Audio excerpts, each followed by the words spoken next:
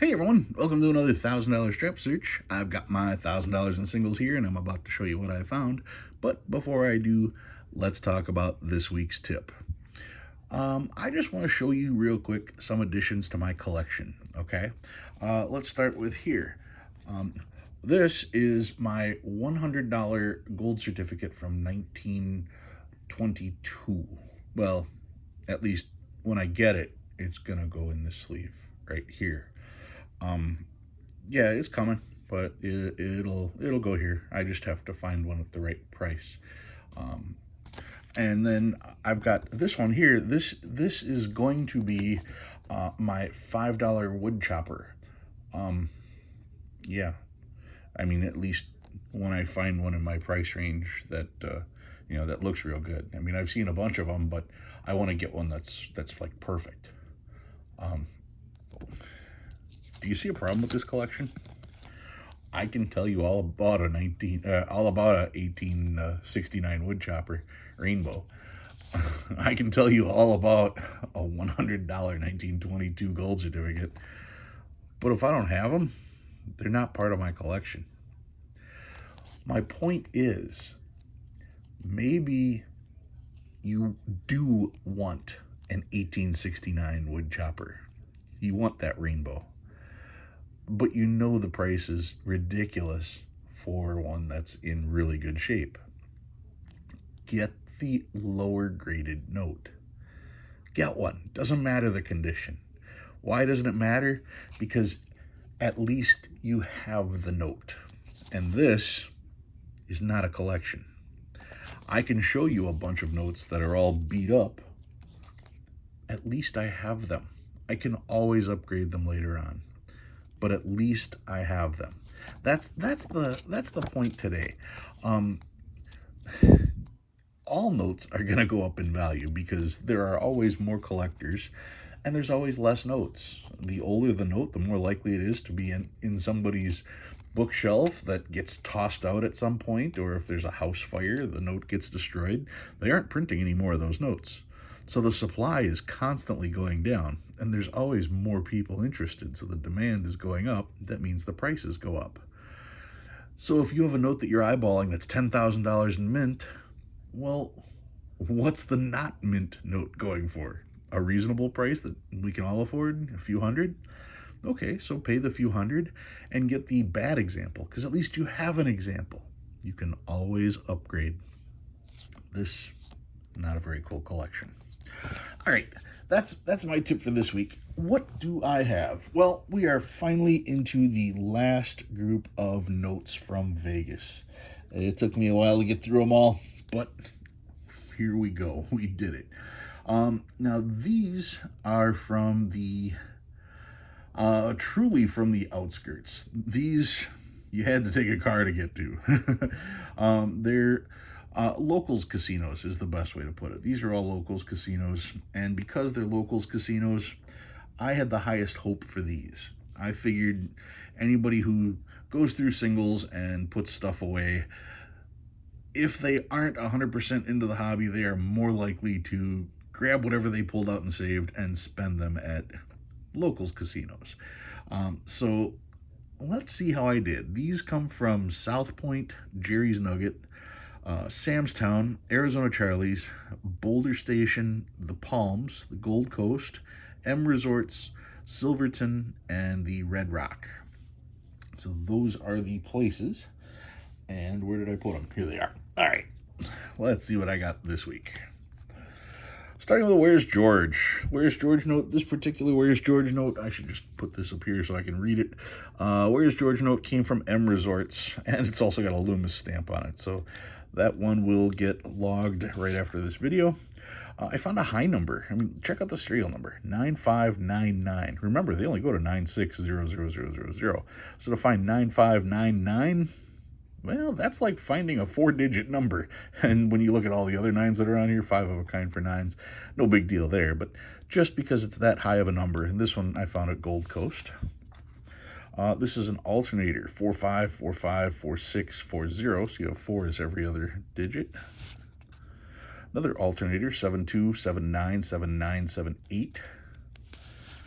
Then some trinaries, 0s, 7s, and 8s, 0s, 5s, and 7s, 2s, 4s, and 7s, 1s, 3s, and 8s, 5s, 6s, and 7s, 1s, 2s, and 6s, 6, 7, and 8, 5 7s on that particular one.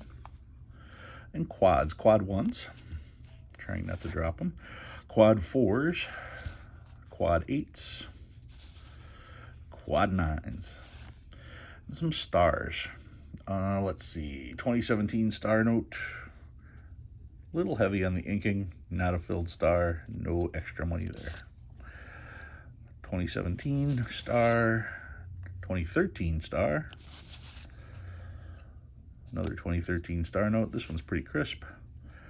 And a 1999 star note. That's pretty cool. Did I write down where I got this one from? No, I didn't. 1999. Actually, I got this at Jerry's Nugget. That's where I got this one. 1999 star note.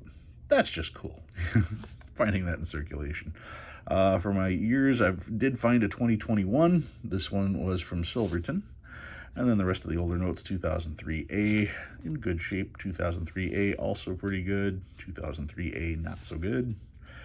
2003, 2003, 2003, 2001, 2001, this one's in good shape, another 2001, 1999, another 99, another 99, 1995, checking to see if it's a web note, not a web note, rough shape, 1993, also not a web note, 1988A, also not a web note.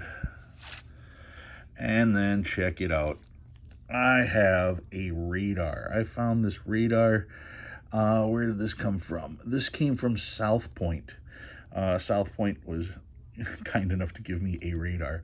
02611620. If you start on the outside and work your way in, either way, it's 0261. That's a radar. Reads the same forward and back.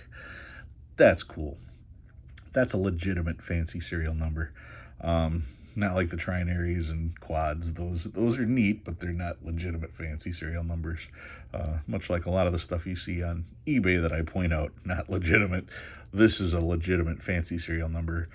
Found in circulation, I might add, because a lot of videos are popping up lately that says, check your pocket for this. Once again, I searched 5,000 notes from Vegas, and this was the only radar that I found. I did find its cousin, though. It's a repeater. Not only is it a repeater, when I say repeater, that means the first 4 digits repeat again as the second 4 digits. So you've got 56, 57, 56, 57. Now, this one, not only is it a repeater, it's a trinary, 5s, 6s, and 7s. So this is one of those notes that when you look up on mycurrencycollection.com and it says, for the most part, trinaries are not worth anything over face value. This is a trinary that they're referring to that actually is, because it is a trinary, 5s, 6s, and 7s, but it's a repeater. 5, 6, 5, 7, 5, 6, 5, 7. First 4 are the same as the last 4. That's why it's worth something. It's also an alternator. You've got 5 as every other digit. So there's so many different things to like about this particular note. For it to be a circulation find, yeah, that's a serious win. All right, so that concludes all of my Vegas finds. You can review the last 5 Thursday videos and see the total of stuff that I got from Vegas. What did I pull out this week? Well, I got another Giori test note, and this one is really cool. Check this out. Giori test note, circa 1970s, with Thomas Jefferson in the center. Okay.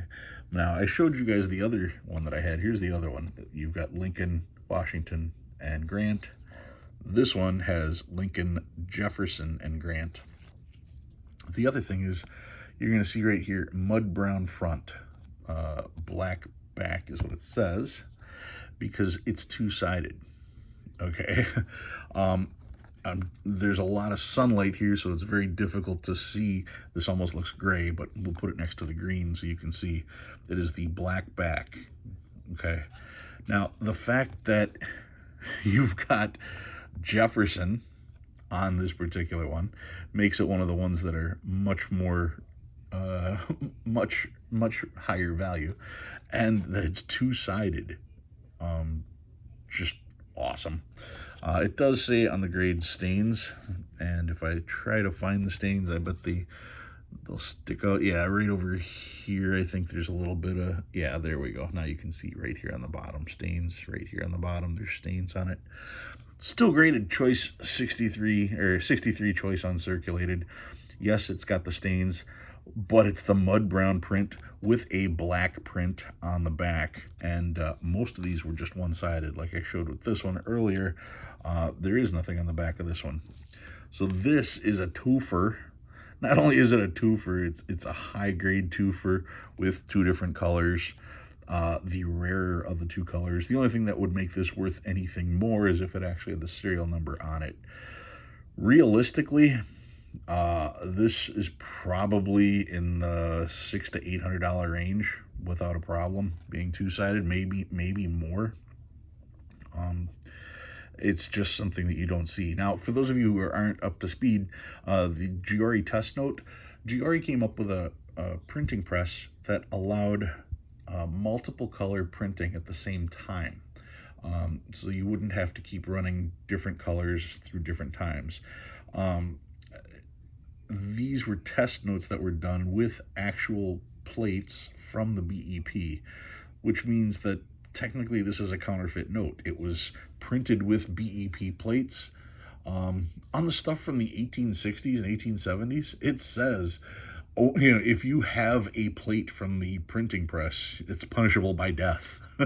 So getting a hold of these plates, now they didn't steal the plates, of course, they were working with the BEP to get the plates, but that's just how serious it was about these plates. That's why these were dubbed counterfeits. And they were held in storage by Giori until the mid-90s or so, when it was finally made legal for these to go into collectors' hands. Like I said, this particular one, this is just an amazing note. It's got the Jefferson, which is the harder print, the mud brown front, which is very tough to find, and printed on the back as well. So there you have it. That's as good as it gets as far as these Giori test notes get. If you learned anything new, go ahead and hit that like button. If you like what you see and you want to see more, please subscribe. Love reading all your comments. Guys, thanks for watching. I'll talk to you next time.